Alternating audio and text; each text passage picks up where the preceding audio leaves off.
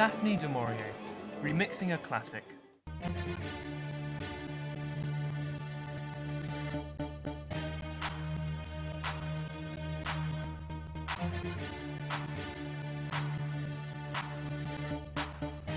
I've been reading from the age of 4. In my teens, I wrote short stories and had some published. My first novel came out in 1931. I was certainly surprised that it was successful. A famous Cornish author warned me, "The critics will never forgive you for writing Rebecca."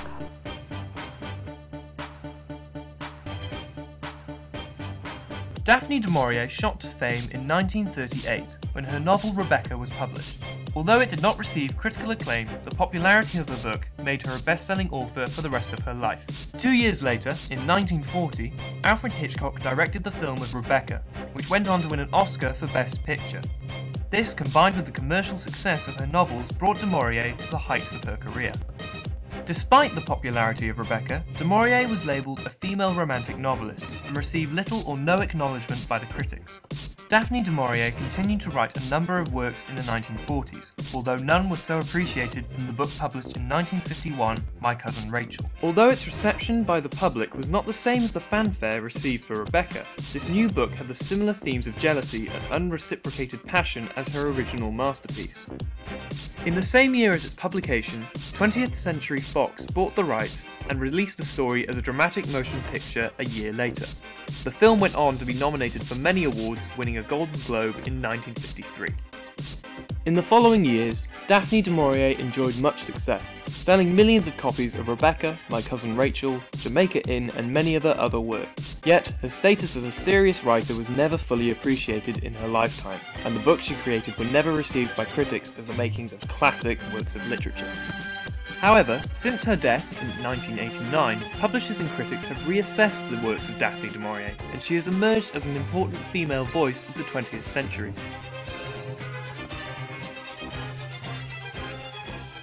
The publication history of her books is fascinating in its ability to show the progress of author, reader, and publisher's ability to sell. Through looking at 5 different publications of My Cousin Rachel, we can see how the influence of the publisher and reader helped to place Daphne Du Maurier as an author of modern classics. In 1951, Victor Gollancz published the first edition of My Cousin Rachel in a case-bound hardback. At the time, Victor Gollancz specialised in high-quality literature and popular fiction. The house famously sported a bright yellow design with a bold and vibrant typography for all their dust jackets. Underneath the dust jacket, the hardback cover characterises the traditional design of a 1950s hardback. However, its use of particular design choices, such as the gold embossed vines and intense colour contrast, denotes the dramatic nature of the novel it contained. The following year, in 1952, the Reprint Society bought from Gollancz the right to include My Cousin Rachel in their World Books monthly selection subscription programme. This subscription concentrated on the middle-brow sector of the reading population. The 1950s saw the growth of their membership from 2,000 to 200,000, allowing them to begin producing high-quality books with their signature buckram binding. The interesting feature of this cover is less the front design, but the back cover and sleeves. Rather than a blurb of My Cousin Rachel, the publisher uses this space to advertise the rest of the books in the year's series. As for My Cousin Rachel, the sleeve says, "9/10 of me applauds My Cousin Rachel as a jolly good story." In 1962, Penguin published a paperback edition of My Cousin Rachel as part of their Illustrated Classics covers. This cover design was created to accommodate and showcase illustrations. However, when put under pressure from commercial bodies within the company, designers were forced to let film and television influence their covers. On this cover, the illustration is taken from a still of Olivia de Havilland played Rachel in the 1952 film of My Cousin Rachel. The picture shows her in a period dress holding up a cup of herb tea, the kind she makes for Philip in the narrative. The illustration highlights the main dramatic theme, suspicion. In keeping with Penguin design, the title of the book is larger than the author's, which may have been short-sighted due to Daphne Du Maurier's commercial success and popularity. The mark of the price, 3 shillings and 6pence on the front of the cover, is a signature of the Penguin paperback, alluding to its convenience and history as a publisher of cheap, good-looking reprints. The penguin logo is a line to the right, similar to all those published in 1960. This, with the masthead of Penguin Books at the top of the cover, marks Penguin's ability to brand itself as a publisher and gives credence to the importance of the novel. The back cover is a mirror image of the front, well designed and balanced in its text and structure. Many classics have been abridged for children and young adult readers. Here are two versions of My Cousin Rachel published for the educational market. This educational edition of My Cousin Rachel by Heinemann International from 1980 is for their guided readers. The cover depicts a woman in the gardens of a large house, looking into her own reflection. This is a key image for the publisher to portray.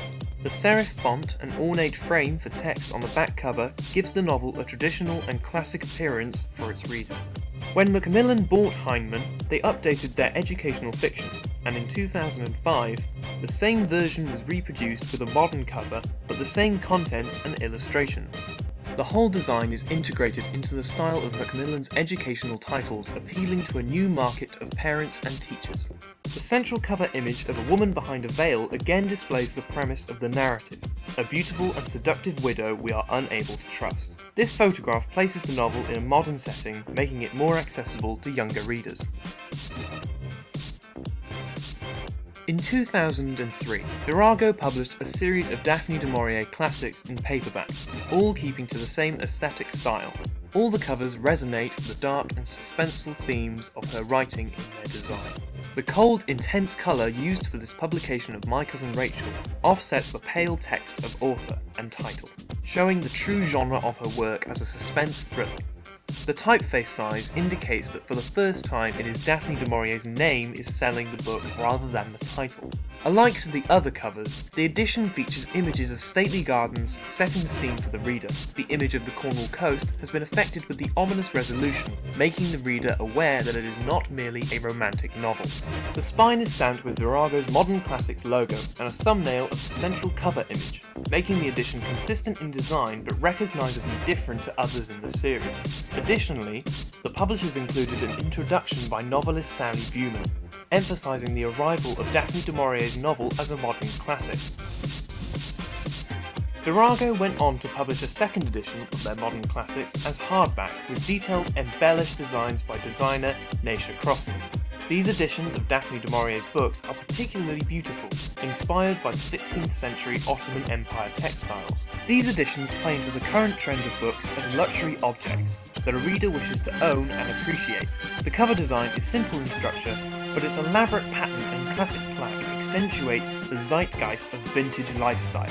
Through the history of My Cousin Rachel's publications, we can see how Daphne Du Maurier's status as a writer of classic fiction has developed. The journey of the author's reception is reflected through these publications of My Cousin Rachel. We can see there is a consistent theme of establishing character and place through the covers, reflecting the author's writing and style. Despite criticism of being a lady novelist, publishers continue to justify Daphne Du Maurier's place in the suspense and thriller genre through her book covers, from the subtlest creeping vine gold embossed designs to the dark misty photographs of the Cornwall coast. Her covers have reflected the novel's true aesthetic. It also appears that publishers have come full circle, from the quality hardback books of the 1950s to the Virago's most recent edition of My Cousin Rachel, bringing back the importance of beautiful design in book production. The novel marks the crowning of Daphne Du Maurier's bestsellers, and due to the publication of numerous editions for audiences over the last 60 years, is now attributed as a classic for its literary merit and appeal to countless readers.